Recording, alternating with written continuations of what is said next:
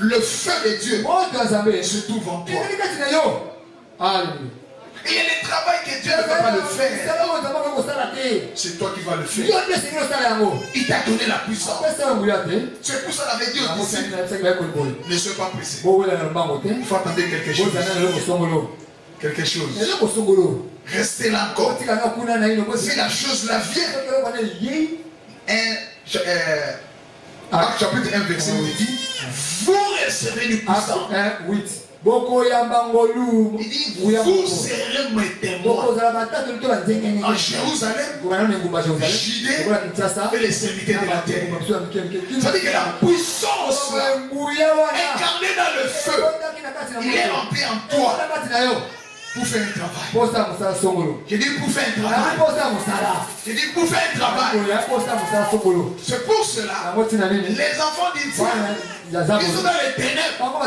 Ils te voient. Ils te voient. Ils voient quoi? Le feu qui est en toi. Ils t'attaquent à cause du feu. Amen. Amen. Amen. Il faut utiliser la puissance que Dieu t'a donnée. Il y a les temps que nous entrons dans l'enseignement évangélique pour démontrer la puissance de Dieu.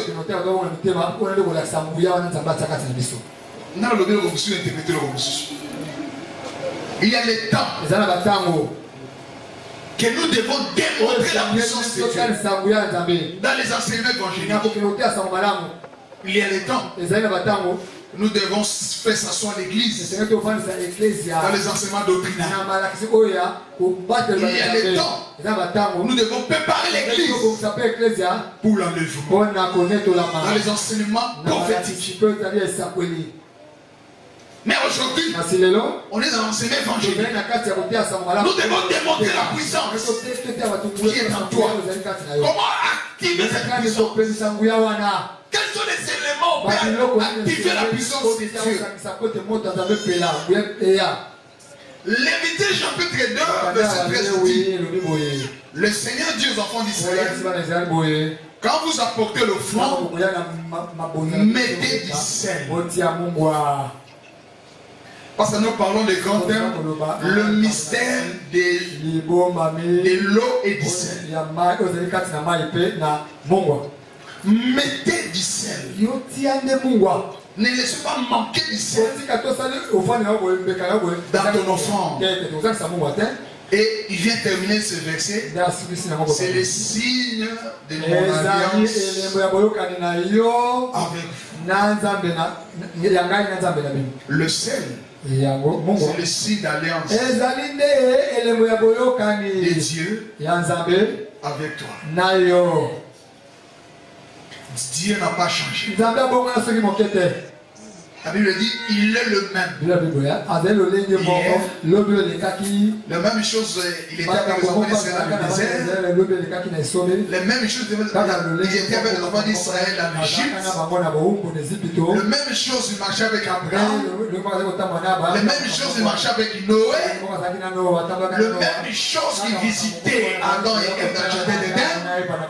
La même chose qu'il était avec Élie. La même chose qu'il marchait avec Élisée.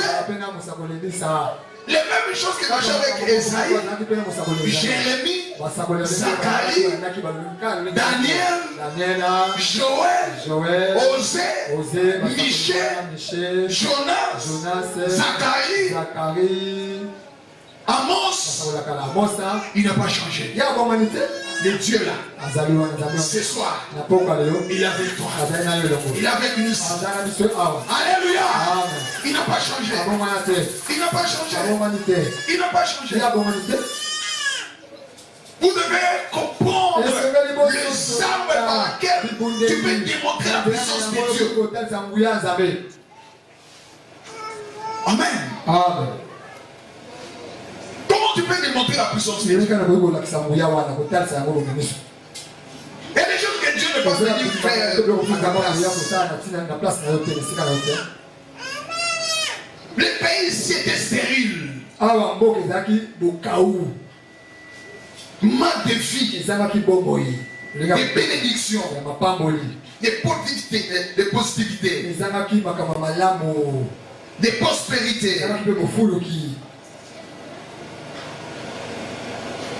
Les gens vivaient bien. Mais ils considèrent ici un problème. C'est ton cas. Tu habilles très bien. Tu roules dans un véhicule. Mais en dedans de toi, j'ai un sérieux problème. Ton mari a tout. Tu as des travailleurs. Les enfants utilisent les bonnes écoles. Son Europe. Mais en toi, quand tu me regardes là, quand tu me vois là, en toi, j'ai un problème. Et Dieu me donne la solution. Mais Maguette tient tout. Maguette tient tout.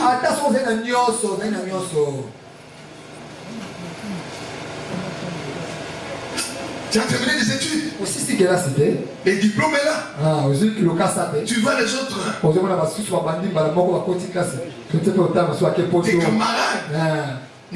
L'université ont trouvé du travail. Mais toi, pour que tu aies terminé des études, ton diplôme, c'est dans le valise. Mais dimanche seulement, je suis licencié. Je suis gradué. J'ai reçu le master. Mais pas de travail. Vous devez écrire les noms. Vous donnez quelque part. C'est seulement ton nom qu'on va railler. Pas de le monde spirituel. Mais il y a une alliance qui te réclame. Il y a une réclamation qui te réclame. Où vos générations doivent payer. Malgré vous avez tout. Tu cherches l'enfant. Malgré l'argent.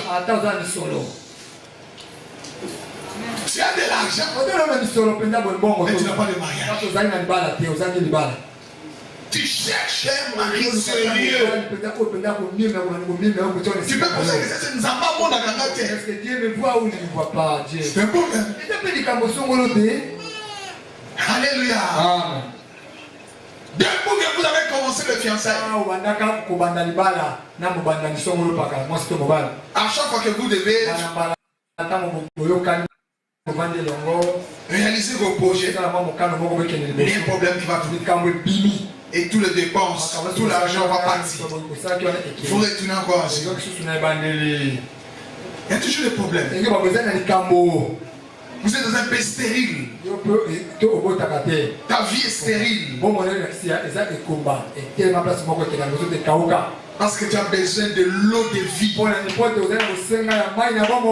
Tu as besoin de quelqu'un qui donne la fécondité. Il rentre en toi.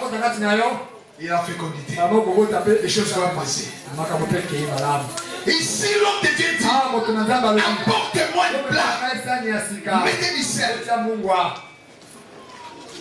Alléluia. Et la solution de cet endroit, il avait besoin de six d'alliance. Le six d'alliance.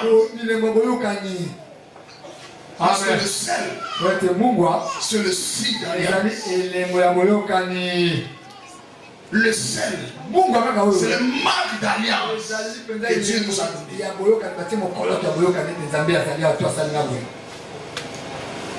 Parce que dans le sel, il y a un mystère. C'est là que les dimanches, je parlais sur le plan prophétique. Tout ce temps, je parlais sur le plan évangélique. Mais les dimanches, je dois conclure sur le plan prophétique. Le sel, c'est le signe. apportez-moi. Et mettez du sel. Et quand il a jeté, quelque chose va changer. Bien aimé, je vais vous dire, l'alliance est au-dessus des lois. Là où il y a la loi, quand l'alliance vient, tout va changer. Alléluia. Tout va changer. Parenthèse. Pour comprendre bien. Les ennemis de Est est en train de parler à d'autres. Ils cherchent quoi? Ils cherchent quoi? Un accord ou une alliance va les permettre de donc cet accord-là, qui est une alliance, ça sera au-dessus de quoi? De la loi de RDC. Pour tout le monde, on va zombie. Tout va bomber les grands de moi. Le bain de Simbaté. Le bain de Simbaté. Alléluia. Alléluia. Alléluia. Alléluia. Tu vas acclamer le Seigneur.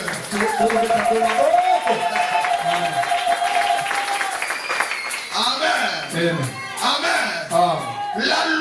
L'alliance est au-dessus de la loi. Au-dessus de la loi. Quand l'alliance vient, la loi qui règne dans ta famille va fuir. C'est pour cela le Seigneur dit dans Matthieu chapitre 5, verset 13, vous êtes des sels de la terre. C'est à vous qui vont. C'est par toi qui va mettre fin de loi de célibat. Tu vas mettre fin loi de la pauvreté. Tu vas mettre fin loi d'échec. Tu vas mettre fin loi de la stérilité. Tu vas mettre fin. Quand nous utilisons le sel, c'est-à-dire, étant qu'un homme spirituel qui entre dans les domaines spirituels, qui marche en esprit, qui vit en esprit, qui voit en esprit, qui déclare en esprit. Quand nous déclarons, nos paroles ne pas comme toute parole, mais nos paroles spirituelles. Nous déclarons au monde des esprits, au monde des eaux, au monde de la sorcellerie, les esprits de l'air, les esprits de la terre, les esprits du feu, les esprits des eaux. Vous les dites, à partir d'aujourd'hui, je me fais de votre esclavagisme dans ma vie et dans ma famille, parce que je suis un fils d'alliance. Est-ce que quelqu'un m'entend? Vous êtes un fils d'alliance.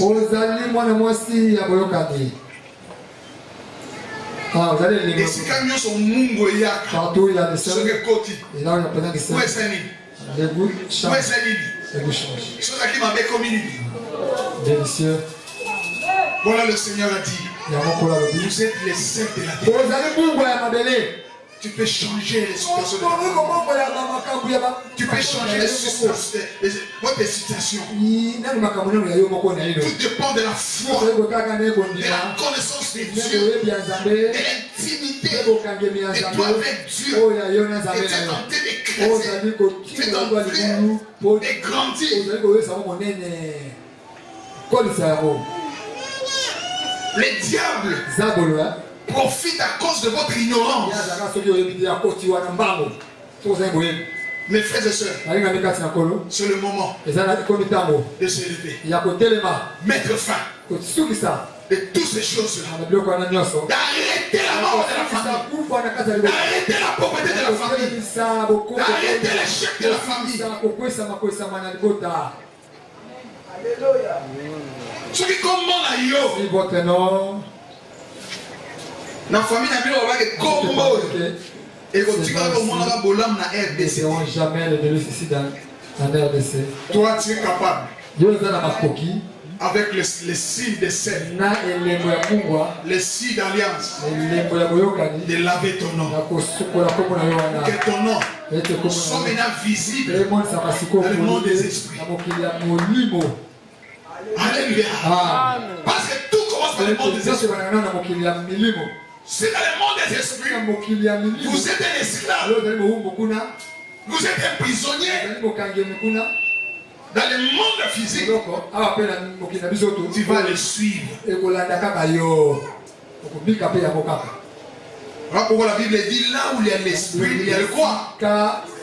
Il y a quoi? Un homme spirituel, il est libre. Personne ne peut l'arrêter. Il est comme un vent. Quand le vent souffle, qui va l'arrêter? Depuis qu'on a une la famille, il touche le coca. Et continuer à faire l'amour. On va continuer à vivre ça. On a qui ont beaucoup d'idées. 3, 4, 5. Famille, de toute façon, il m'a cassé. Et comme il dit ça, ils sont dans l'église mère. Tu peux être dans l'église mère. Mais comme ça, les côtes, tu vois, et comme il dit ça. Alléluia. Amen. Alors, on va prier. Et notre prière nous déclare. Nous prions aujourd'hui. Si ton nom, c'est un nom stérile, pour être lavé par le sel. Est-ce que quelqu'un m'attend? Est-ce que quelqu'un m'attend? Dois te laver par la puissance du Seigneur, par la puissance d'alliance. Notre Dieu est le Dieu des alliances. Que ce soit l'alliance faite par nos pères, que ce soit l'alliance de la parcelle, ne t'en fais pas. Prends l'eau. Prie. Médicine. Déclare. Asperger la parcelle. Mais Satan est déjà mort. Attendez que vous serez choqués, vous serez chassés dans la parcelle. Attendez le retour. Amen. Tu peux le faire dans les secrets. Mais tu ne vas pas comprendre comment le propriétaire va comprendre.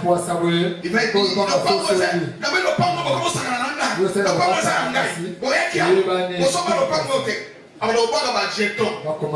ils vont comprendre la jeton.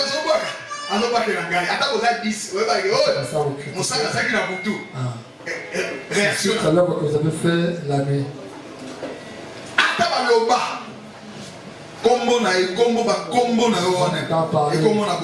Que ton nom ne verra pas savourer. Avec votre Dieu, vous verrez que ton nom se lèvera. Le nom possède d'abord ce que vous êtes. Amen. Et ça va comme souvent Tanya. Comment on a dit? Il y a d'autres noms sont comme des sacrilèges. Les noms sont comme des sacrilèges qu'on ne peut même pas citer, même pas voir. Mais qui n'ont pas d'accès.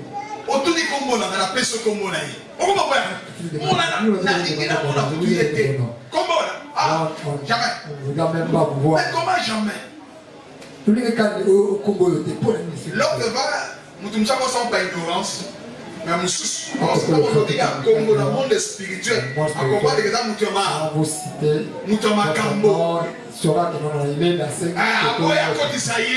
Parce que dans le mariage des alliances, il y a des familles, Basangani. Des familles aînées. Alors, il y a encore Tawate. Tu ne viens même pas. Il tombe bandit. Il s'approche même pas. C'est ça le combat. Dans le milieu des services, les noms sont là, sont même informatisés. Vérifiez les noms, pas ces noms ici. Quand il s'agit de votre nom, mets ça à côté. Parce que le nom est en vous. Le nom est déclaré dans le monde des spirituels. Et on ne dit jamais au pape. Ça ne peut jamais être béni. On ne dit jamais qu'on ne peut pas savourer le bonheur. Alléluia. Donc, comment on a porté la bénédiction? Comment on a porté la malédiction? La malédiction, où ça peut apporter la bénédiction? C'est dans les deux camps. On dit qu'il y a comme un sous-sous. Bapesi okombo me kombo ngoloba totekaye totekaye voilà les voici un autre exposé. Alléluia. Et là pas tout la kombo bongo na monoko mboka ba mwana ngoloba totekaye ça signifie c'est déjà quelque part comme vous allez vous retrouver quand on lit ces noms-là. Il y a un monde des esprits et si bateka yo est-ce que nous qui ne pas la maison autour de débat si bateka yo besoin de vous demander c'est déjà la vérité qui est dans ces noms. Parce qu'on a comment locailler nous dans la maison tu vas pas local mais si va local déjà yo comme on a nous si va local yo dans le monde spirituel tu es déjà envoûté. On attend seulement quelqu'un pour t'achever.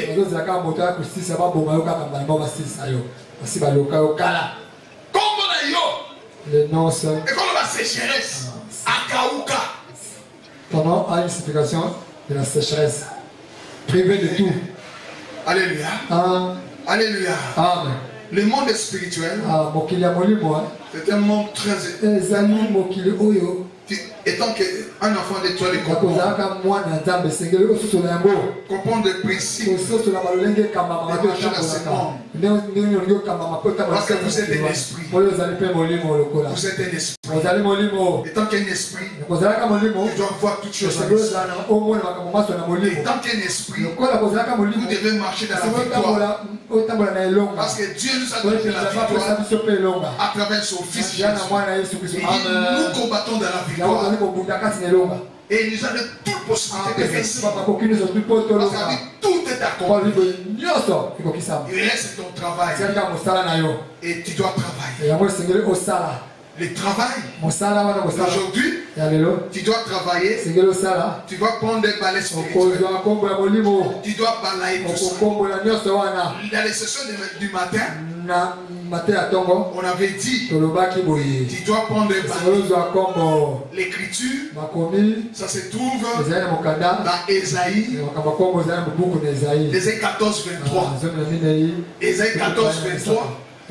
Prends les balais spirituels. Je balayerai les balais de l'éternel. Les balais de la destruction. Dit l'éternel. Donc il y a des choses. Tu dois travailler. Tu dois balayer dans ta maison. Tu dois balayer dans ta vie. Enlever ça. Parce que les balais jouent le même rôle aussi comme le sel. Le sel purifie. Alléluia. Amen. Et on fait ça très attention avec un bateau moi. Bateau. Nani akombaka ndako na yo.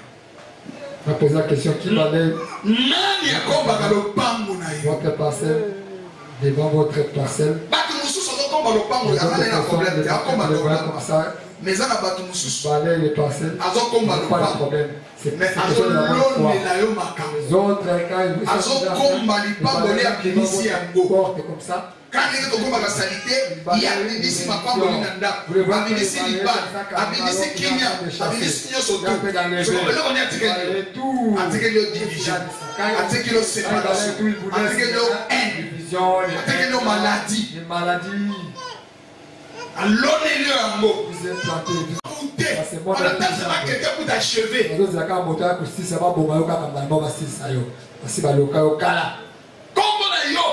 Les noms sont. Et quand on va sécheresse, Akauka.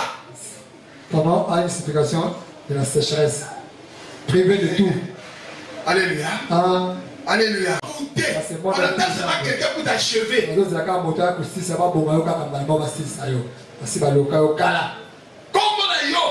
Les noms sont. Et quand on va sécheresse, Akauka. Ton nom a une signification de la sécheresse. Privé de tout. Alléluia. Alléluia. Amen. Le monde spirituel, c'est un monde très. Étant qu'un enfant de toi, comprendre les principes Parce que vous êtes un esprit. Vous êtes un esprit. Et tant qu'il y a un esprit, tu dois voir toutes choses en esprit. Et tant qu'il y a un esprit, vous devez marcher dans la victoire. Parce que Dieu nous a donné la victoire à travers son Fils Jésus. Et nous combattons dans la victoire. Et il nous a donné toute possibilité de réussir. Parce que tout est accompli. Il reste ton travail. Et tu dois travailler. Le travail. Aujourd'hui, tu dois travailler. Tu dois prendre des balais spirituels. Tu dois balayer tout ça. Dans les sessions du matin, on avait dit, tu dois prendre des balais. L'écriture, ça se trouve dans Ésaïe. Ésaïe 14, 23. Ésaïe 14, 23. Prends les balais spirituels. Je balayerai les balais de l'éternel. Les balais de la destruction. Dit l'éternel. Donc il y a des choses. Tu dois travailler. Tu dois balayer dans ta maison. Tu dois balayer dans ta vie. Enlever ça. Parce que les balais jouent le même rôle aussi comme le sel. Le sel purifie. Alléluia. Amen. Et on fait ça très attention avec la tombe. Bateau. Nani akombaganda kunayo. On va poser la question qui balaye Nani akombagalo pangu nayo. Votre parcelle devant votre parcelle. Mais ça n'a pas de moussous. Balaye les parcelles. Pas de problème. C'est mais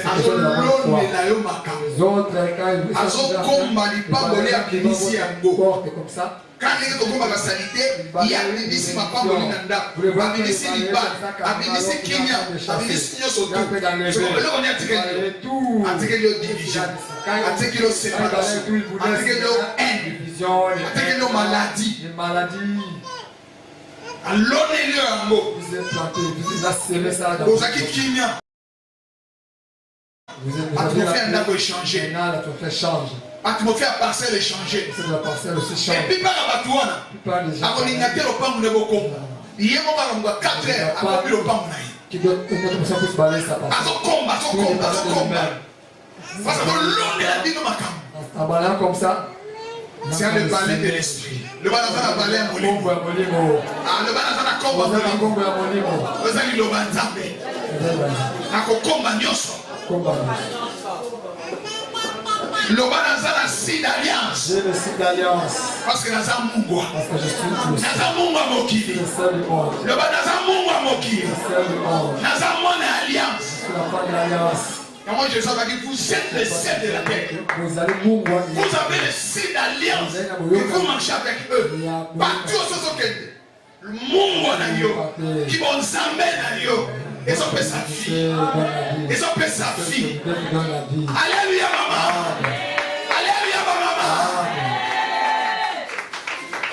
Bon bah là local dans famille na bango. Mais quand on va aller na mungu na yo ya molimo. Makabese ni les choses vont changer. Famille ko yina yo. Bwana bali mo siwana. Mo siwana. Aza mo siwana pote. Pourquoi? Parce que abimis siko zalaki. Vous avez sorti là où vous étiez dans la bombe. Vous êtes les ciels de la terre. Yo zali mungwa ya mabele. Vous devez prendre ton pouvoir. Fais-moi Nicolas Souza. Alléluia. Alléluia. Vous êtes le seul de la terre. Ici, on va utiliser des choses. On va utiliser le sel. On va utiliser le balai spirituel. Amen. Amen. Amen. Nous allons se lancer mon mot. Avant de faire la prière. On m'a mis Maïna.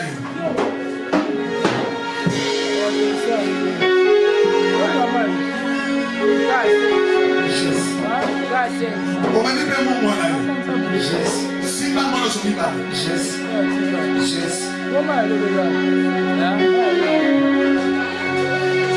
Yo ezalisa